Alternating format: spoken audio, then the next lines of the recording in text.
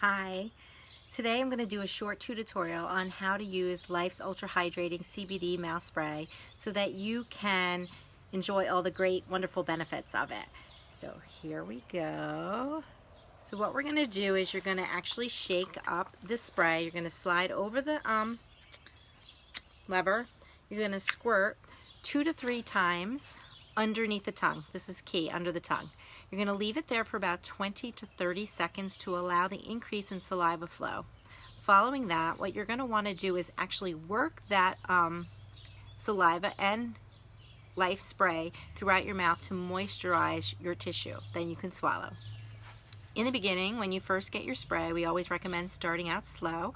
So you're going to do about 2 to 3 sprays 2 to 3 times a day. And then you can increase as you feel fit.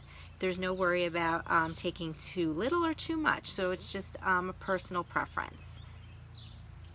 So if you have any questions, just reach out to me and enjoy your spray.